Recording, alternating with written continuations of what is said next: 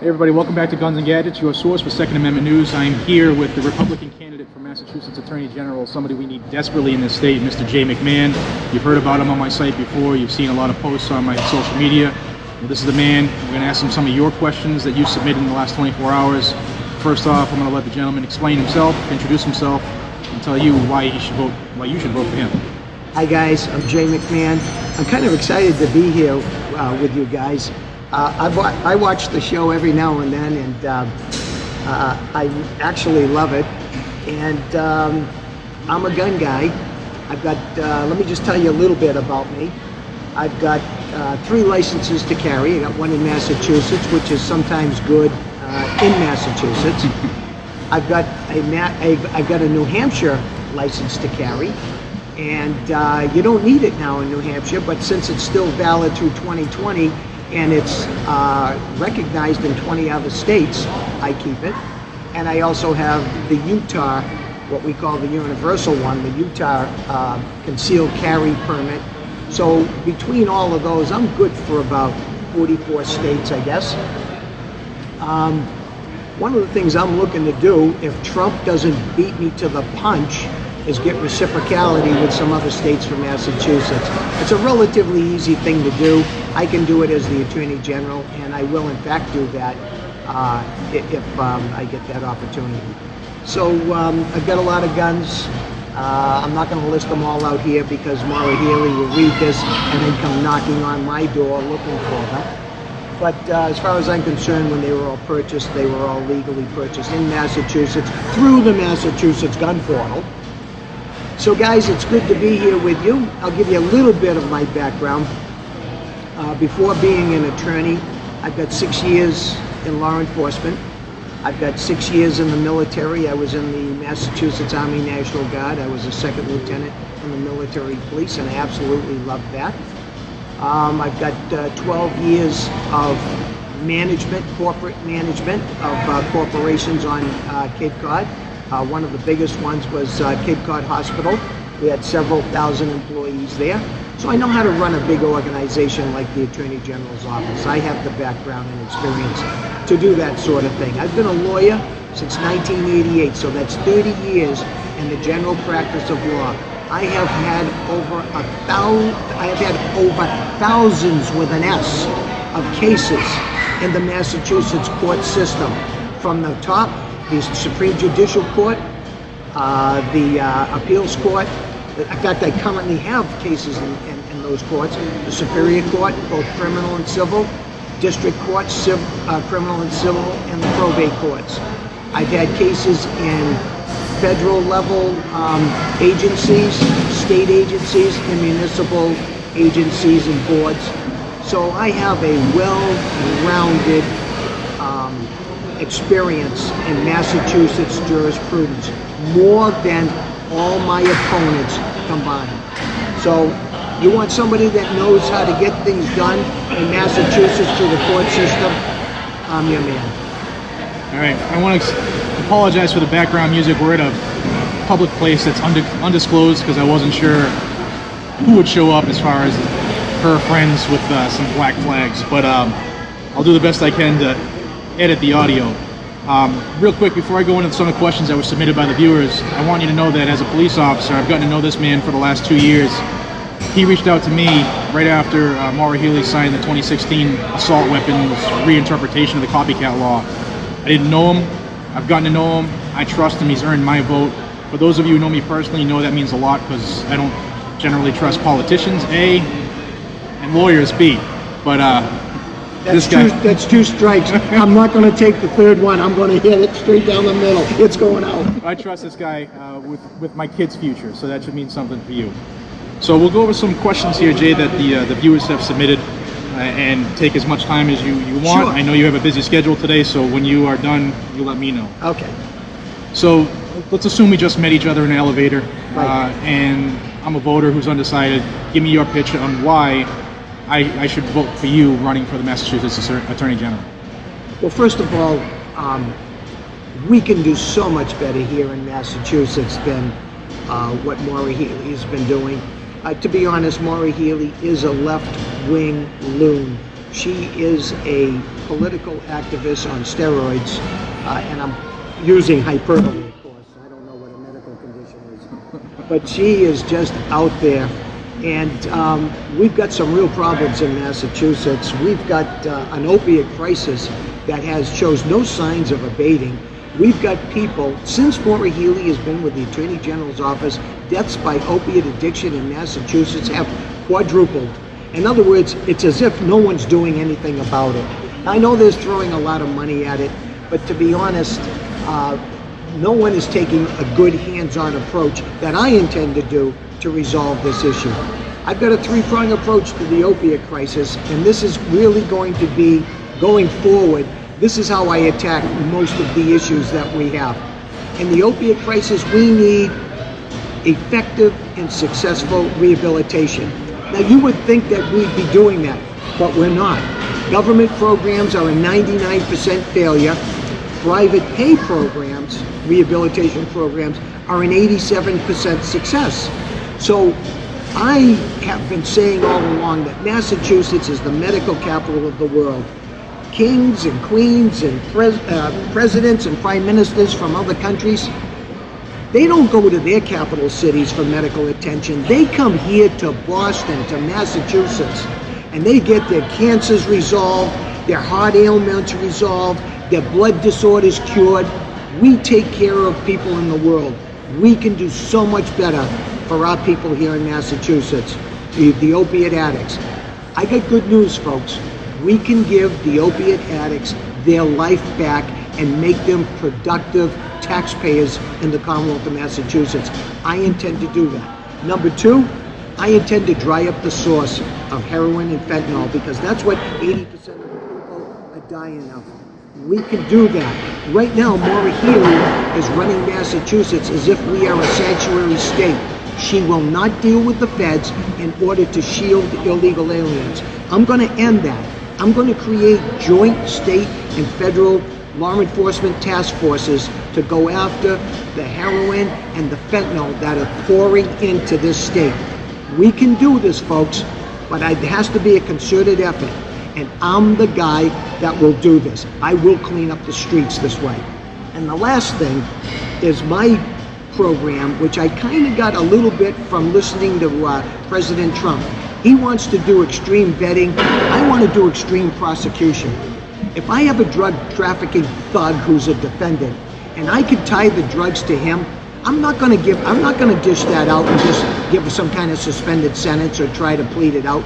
I'm going to take it to the max. If I can tie the drugs to the defendant, I will do that, and then I will ask for the excessive sentence, because I want to drive these people out of Massachusetts. I will put them out of commission one way or the other, either putting them in jail or sending them out of here.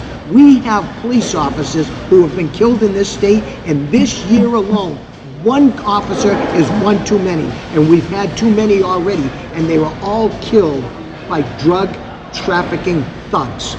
I'm going to do something about that. I'm going to go through these courts, and if I get a loony judge that cuts somebody loose, I will appeal that sentence and make sure I get the max. And I will use the bully pulpit of the Attorney General's office to berate any liberal-leaning judge who are going to cut these criminal thugs loose so that they can be out on the streets and do more damage. Law enforcement needs to know we got their back, and I'm the guy to do that. It's like they're trying to make as much noise as possible for us. What's the biggest thing that sets you apart from your GOP opponent? Okay, I have an opponent coming up in the primary, which is September 4th, so I need you to pull a Republican ballot for me. If you're not a registered voter, I need you to do that before August 15th. I need you to go to your town hall, go to the town clerk's office. If you're in a town or if you're in a city, go to the elections division, registered to vote. Now you can register to vote as what they call unenrolled. We used to call them independents. And then you can go to the election on September 4 and pull a Republican ballot. If you're a Democrat and you want to vote for me, you got to change your party affiliation either to Republican or unenrolled. Pull a Republican ballot, vote for me, and then you can change back to either unenrolled or Democrat. But I do want your vote because it's going to count. Now, what separates me from my opponent? Well, my opponent has no military experience. I've got 6 years. He has no law enforcement experience. I've got 6 years. He's been a lawyer in Massachusetts since 2011. I've been a lawyer in Massachusetts since 1988, 30 years. I have thousands of cases, or I've had thousands of cases in the Massachusetts court system. My Republican opponent, Dan Shores, has not one case in a Massachusetts court system, not one. He is a patent lawyer. I have my undergrad degree in business administration. He has his undergrad degree in mechanical engineering. There is nothing in a mechanical engineering or a patent attorney's background that prepare them for the office of Attorney General. This job, the Attorney General's office deals with life and death issues. This is not a job where you go in and try to get on-the-job training as you go along. You got to be ready to know the Massachusetts court system and how to counsel and hire litigators for the Attorney General's office. The Attorney General's office, it's a huge law firm. Over 270 lawyers, another 270 other kind of employees like paralegals, legal secretaries, law clerks, other secretaries, certain aides, some investigators, as well as anywhere between 175 to 300 state troopers that do criminal investigations. So it's a huge law firm, a huge organization, but if you want someone that knows how to run a large corporation and has the legal experience and background to run that office, I'm your man. I need you to vote for me.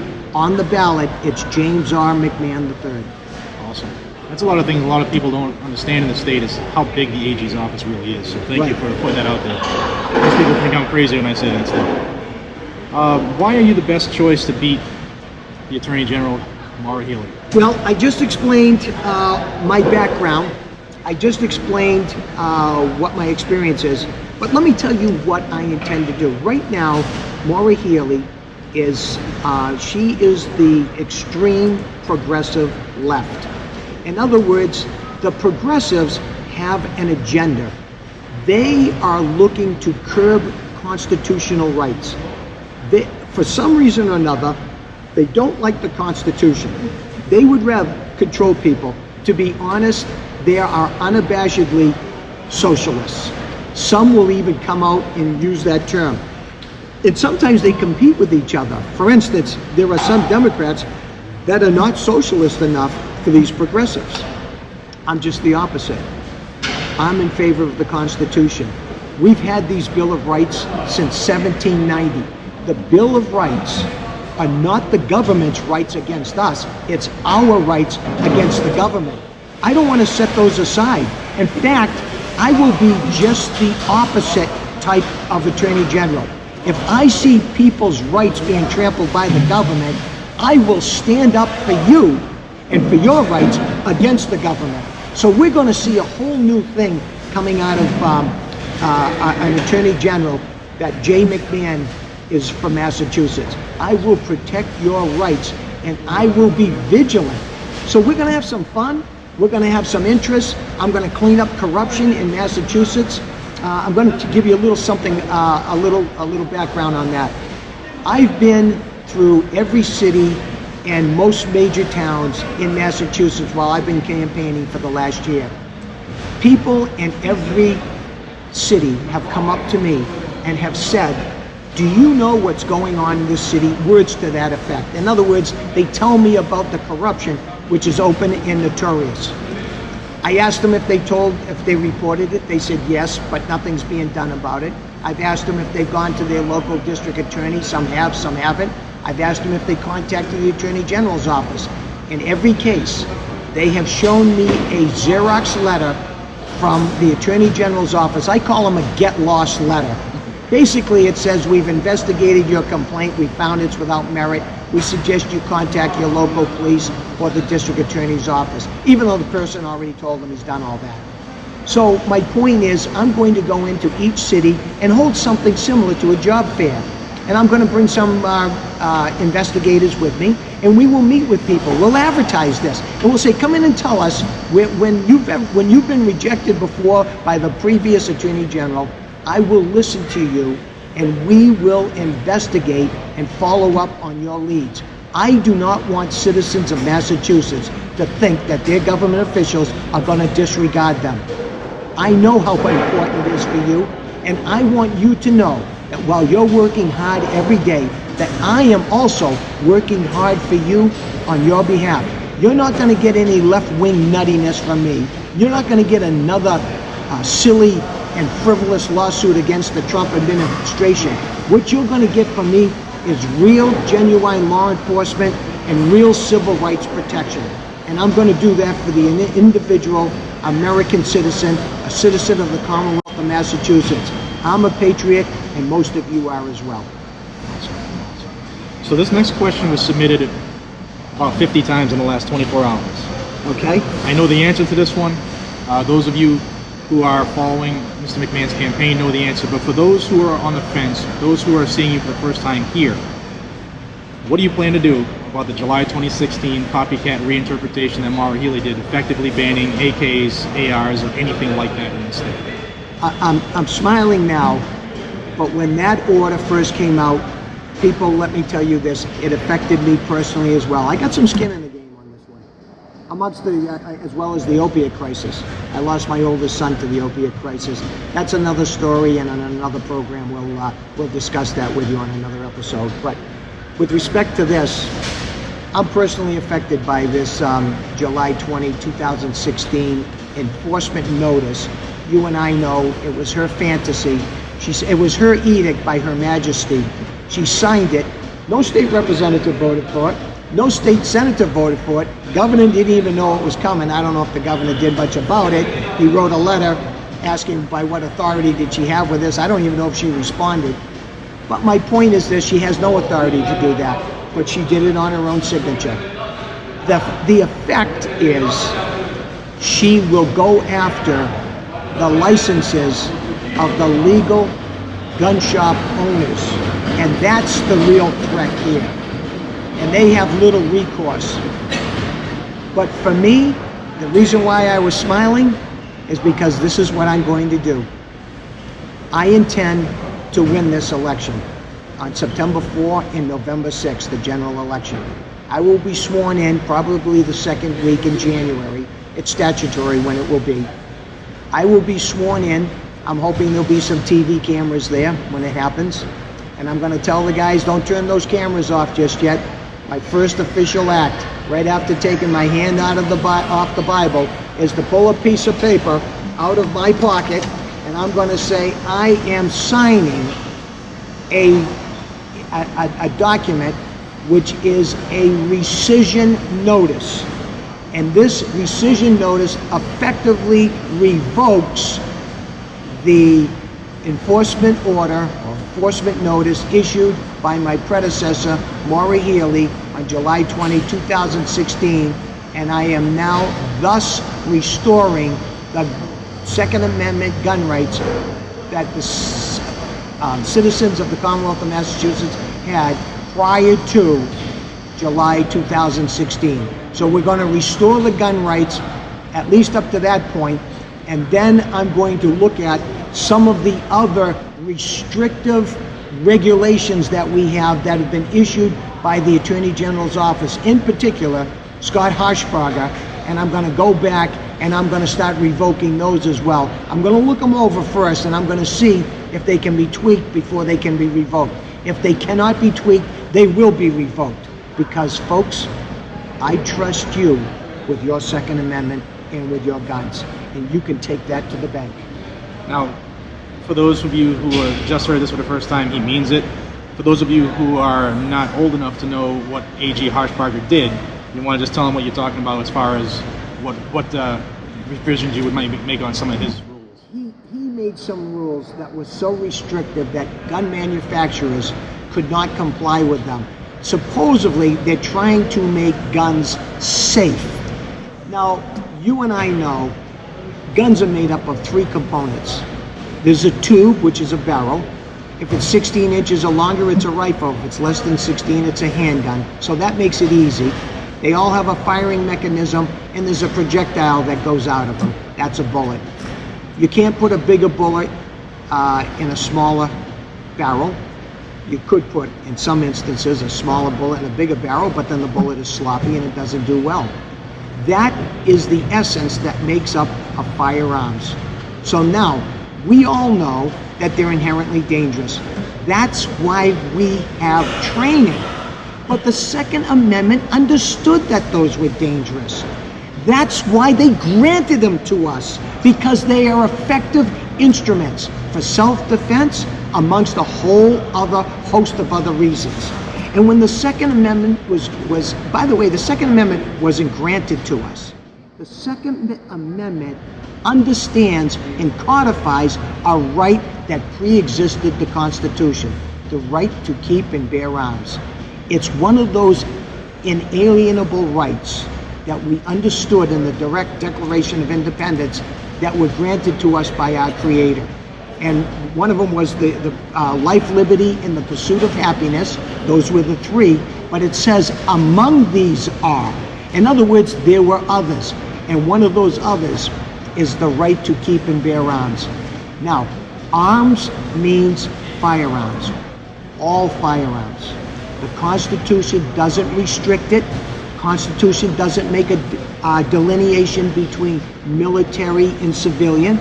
So these judges and all these people that are going in and changing all that stuff, that's just their nonsense. I know how to read this Constitution, folks, and I'm reading it for your benefit, because these Bill of Rights, they're for you. That means, and there's a premise in law that says if there is a government document and it grants you a particular right, that right is construed against the scrivener, which is the government. So in other words, the Second Amendment is not to be construed against you, a patriot. It is construed against the government. So whenever there's an ambiguity, it is to be settled in favor of you. So arms are firearms, and there's no delineation. There never was, and there never was intended to be. John Adams knew what he meant when he put that in there, the Second Amendment, in that Bill of Rights in 1790. And I know how to read it, and I will construe that in your favor. You can take that one to the bank. So you mean to tell me that lawsuits and feelings don't trump the Constitution? Yeah. Okay. Yeah, I know. You wouldn't know that nowadays. I know, but I will be right there. People are going to be surprised when they see a government official, Jay McMahon, the Attorney General from Massachusetts, being on the other side of lawsuits, saying the government it's an overreach into our constitutional rights. But I will be there. So Charlie Baker is supposedly Republican, and he just signed off recently on the extreme risk protection order here in Massachusetts, which is a farce. It does nothing more than what any state's what we have here is a domestic violence law. It's 209A, and the restraining orders do everything that this extreme risk protection order does, with the exception of one thing. The ERPOs take away your Second Amendment for life. When you get in, not if you get in. What are you going to do about it? I'm gonna do a complaint for declaratory judgment against that law. That law, I don't know how it is with this legislature. We need to get some conservative Republicans in the legislature, and we need to fight these laws. They are first of all, they're unconstitutional. It'll never pass a constitutional muster because there's all kinds of rights, Fourth and Fifth and Sixth Amendment rights, where they just go in and just take stuff, and there's nothing you can do about it. It's a nonsense law. It passed just as fast as the ban on the bump stocks and as their pay raises. Unbelievable what that legislator's doing. There's going to be a problem between me and the legislature. I can tell you that. I can see it brewing already.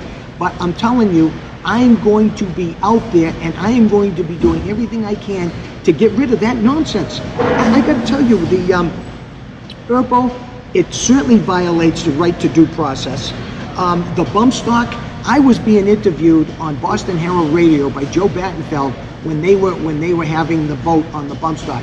He asked me what my position was on that. I said, when you come near the Second Amendment, I'm going to set up a wall right away. I don't care if it's an accessory. Stay away from the Second Amendment. The next thing they're going to do is they're going to go after scopes, they're going to go after lasers, they're going to go after flashlights, they're going to go after anything. Listen, I don't care if your gun is scary and menacing. If somebody breaks into your house and they're facing down a scary, menacing gun, you may not have to even pull the trigger because they'll leave because they know they got the wrong address. So I'm telling you guys, I'm taking a common sense approach to this, and you have a Second Amendment right. I am with you on that. It's my right as well, and I'm going to protect my right and your right. So another question that was received a couple times in different various forms. In Massachusetts, when we buy a firearm, there's the approved firearms roster that the FFL dealers have to abide by. Now, what some people don't know is there's that secret list that you'll never see, which is the Attorney General's list is what it's called, but more particular, it's the Consumer Protection Regulations on handguns. Your views, and how do you intend to address that? I tend to think, because I only know by the complaints I got what's on her list. I'm going to expose that list. I'm going to obviously look it over, but I'm going to expose it because I want people to be able to see what she's been doing. And I'm not going to blame a million things on her, because some of the things, the way things are is because we've had several, we've had Democrats for the last 50 years as the Attorney General here. But some of them 50 years ago and 40 years ago, they were law enforcement type people. They just went in and did the job. It's after Scott Harshbarger forward, him, Tom Riley, Martha Coakley. I mean, they took an extreme bent to the left. And then, of course, we got her on left-wing progressive on steroids. But I'm going to dig up and show the people those are the things that these people have been doing. I tend to think, as I get in there, I'm probably going to revoke the entire list. And here's why I think I'm going to do it. They're firearms. If they violate a federal firearms law, they're already illegal. So they don't have to be illegal by state law. If it's because there's no chamber indicator or some kind of nonsense, we're trained. When you travel, if you get an LTC, you've been trained already. And if you got a waiver on being trained, that's because you're a police officer or a military person. So we're trained to pull that magazine out if it's a magazine, or to unload it unless you're carrying it. If you're carrying it, obviously you carry a loaded weapon. But if you're just traveling or you're storing it, you take the ammunition out of it.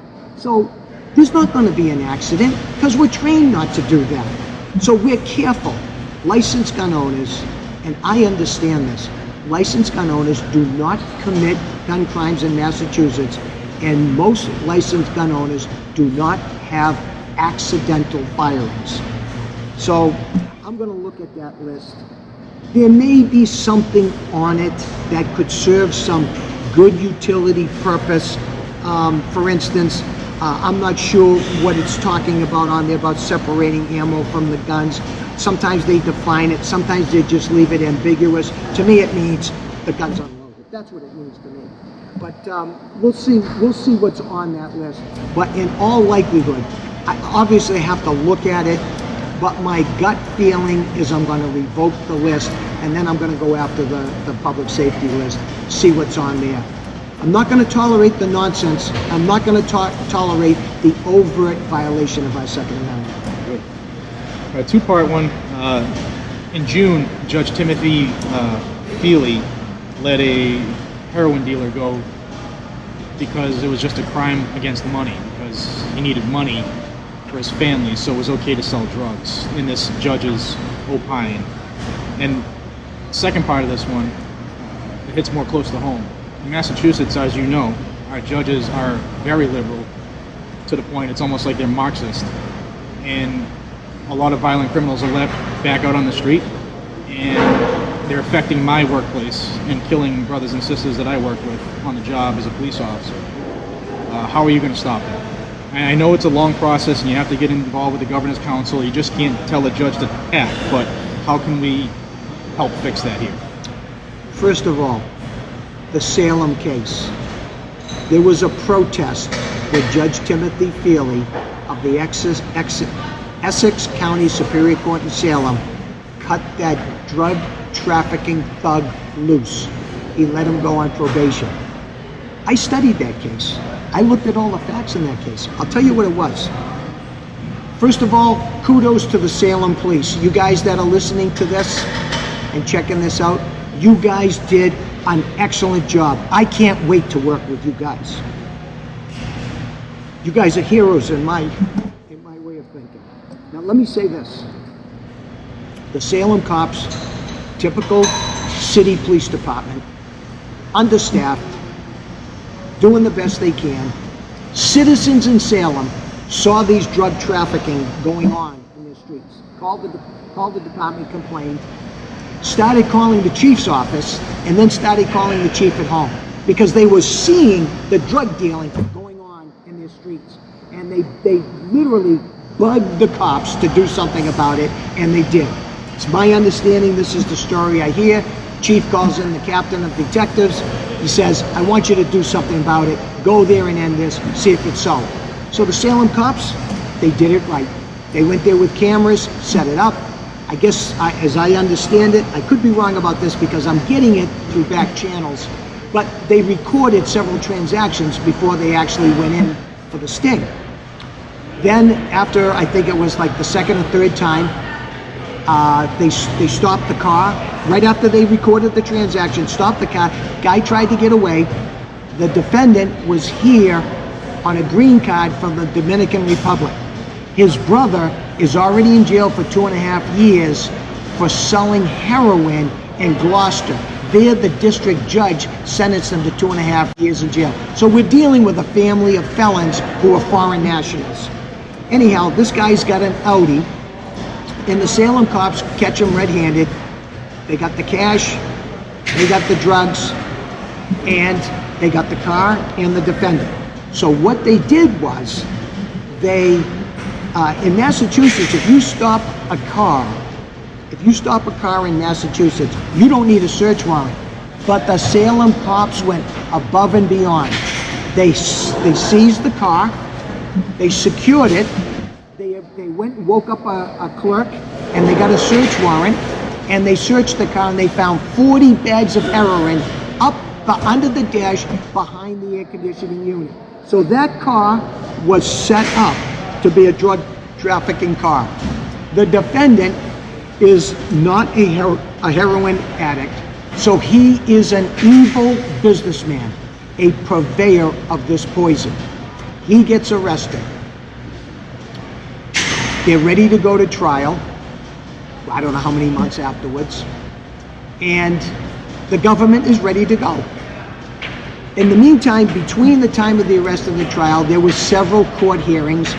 One of them was a motion to suppress. Court said, nope, there was a good search warrant. It was a good search, so the evidence stays in. One was a motion to dismiss.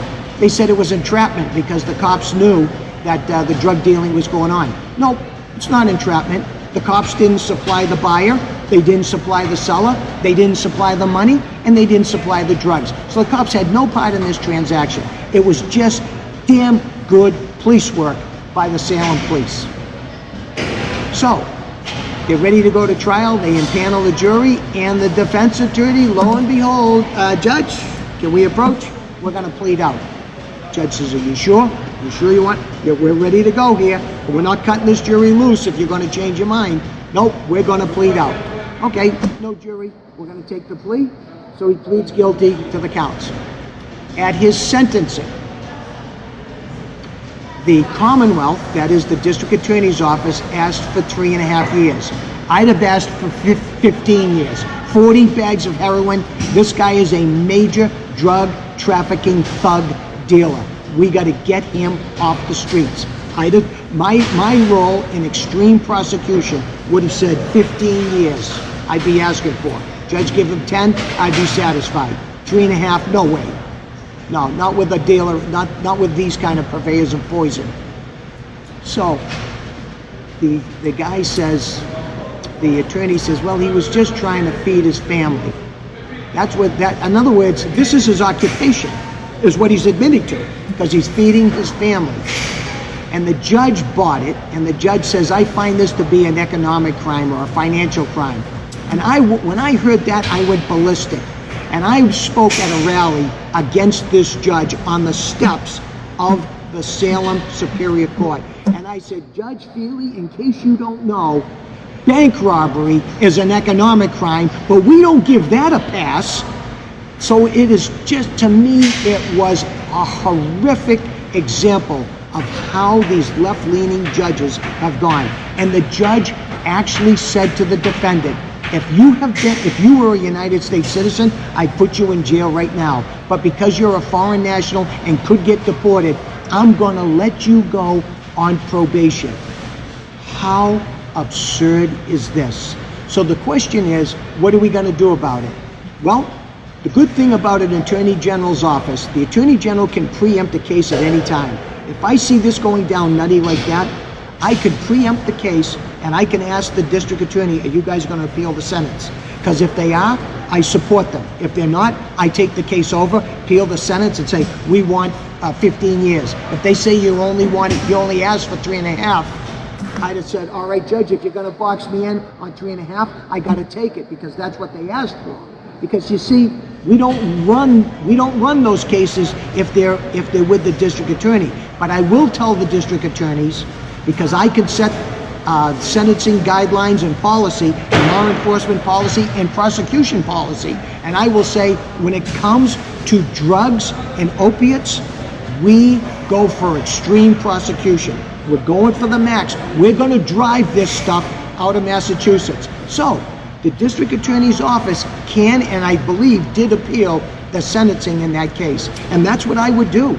I would appeal it, and I would use the bully pulpit of the Attorney General's office, go on TV and say everything about it, and I would rant and rail against these liberal judges that are making it unsafe.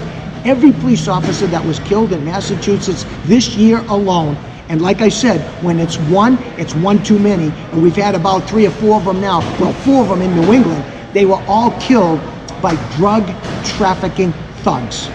So I've got something in on this, and I'm going to go after these people. Now, the question, there was a 2-part question. The question is, what can you do about the judges? Okay?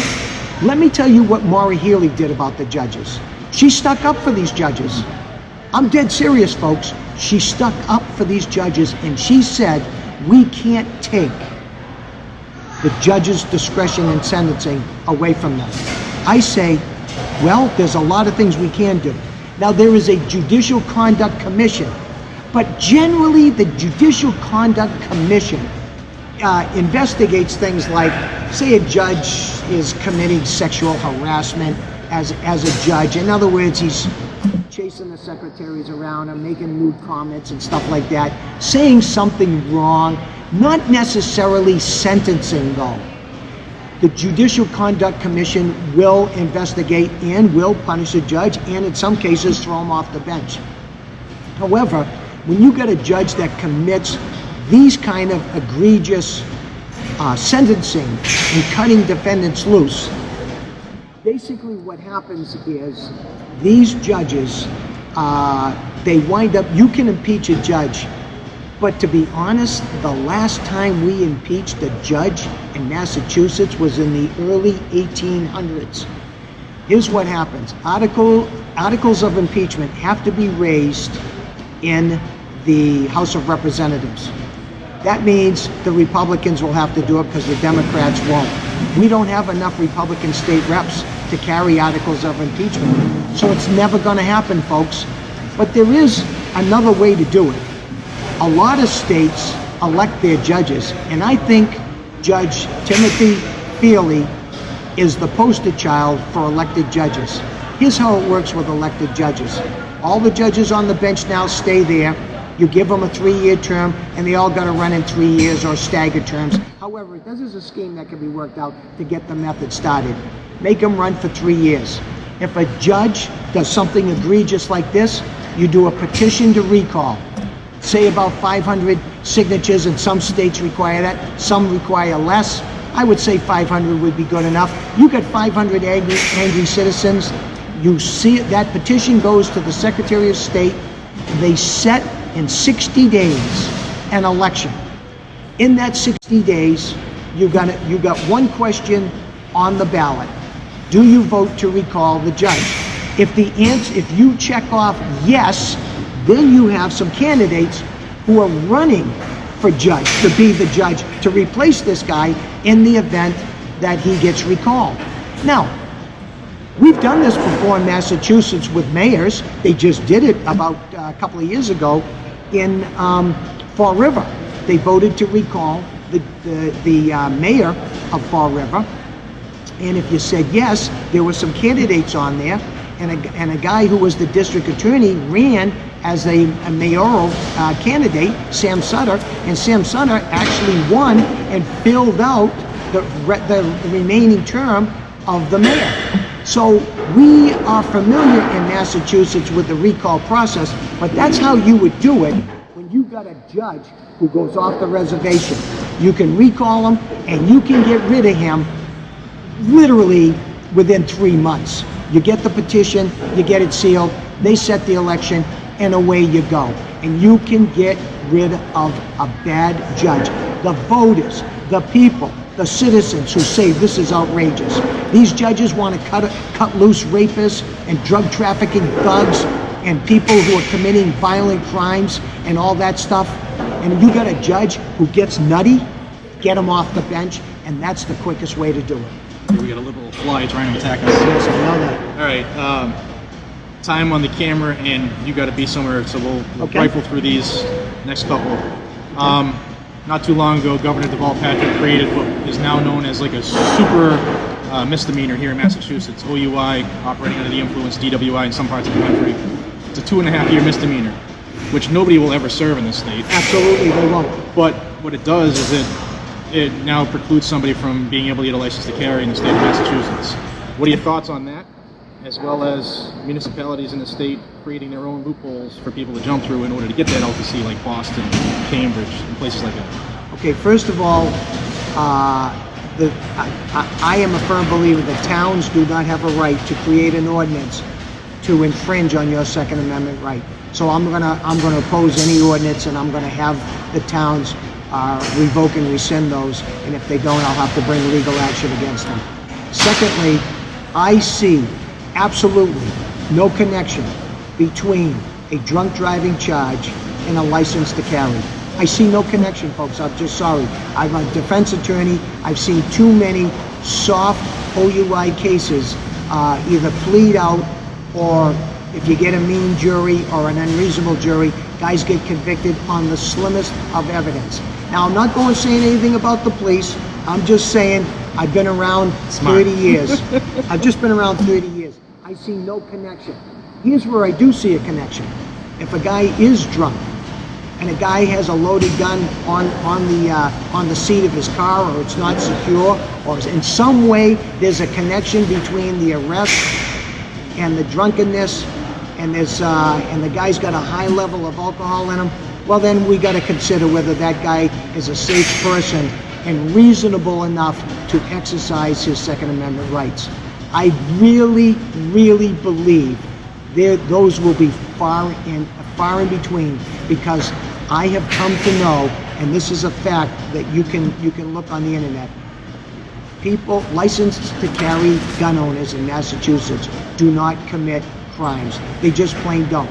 So what I will do is, I think there's a complete disconnect between a drunk, especially if the drunk driving charge were years ago. There's a disconnect in my way of thinking.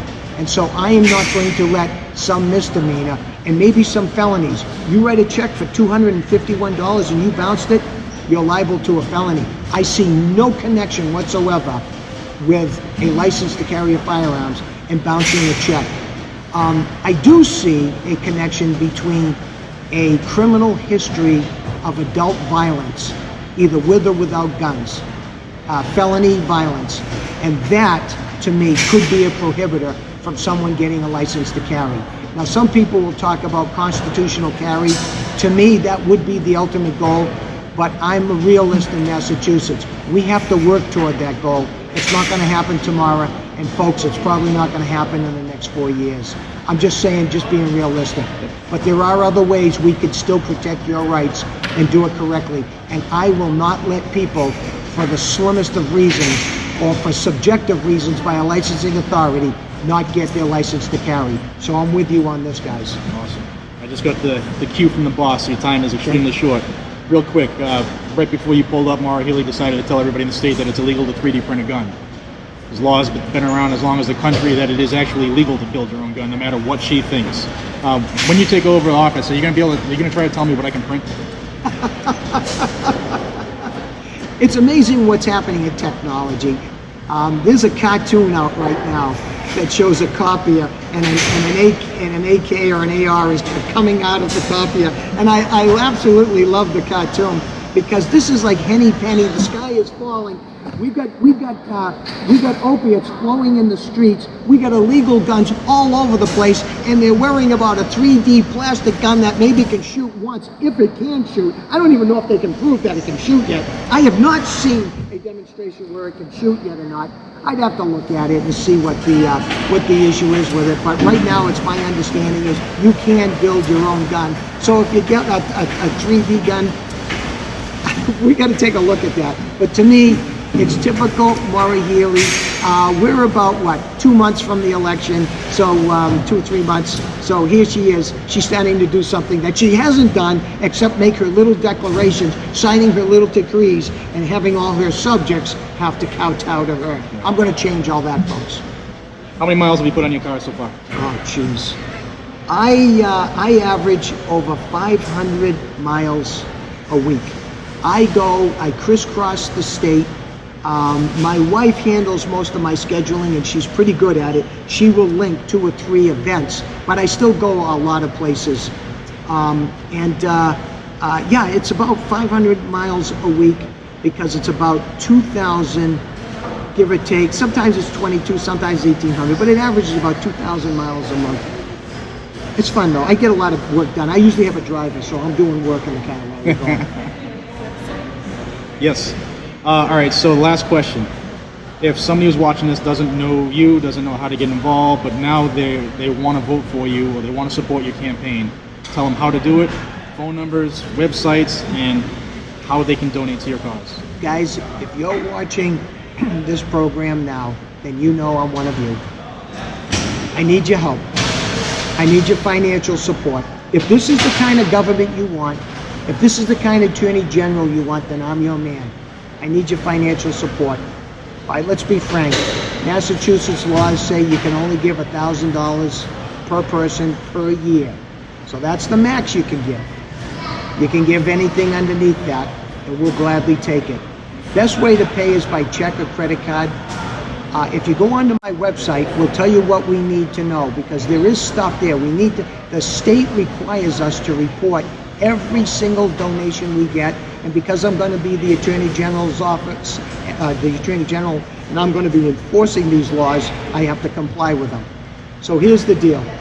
You can go on to my website. You can pay directly through the website or through PayPal. We have it on there. My website is www.attorney, spell it all out, J-J-A-Y, McMahon, MCMAHON.com.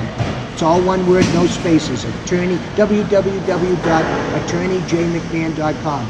Go on to the website. You can make a campaign donation there. You could do it by credit card. You could do it through PayPal, or you can send me a check. I have my address on there. It's you're going to make the check out to the McMahon Committee, and it's Post Office Box 313, Buzzards Bay, Massachusetts 02532.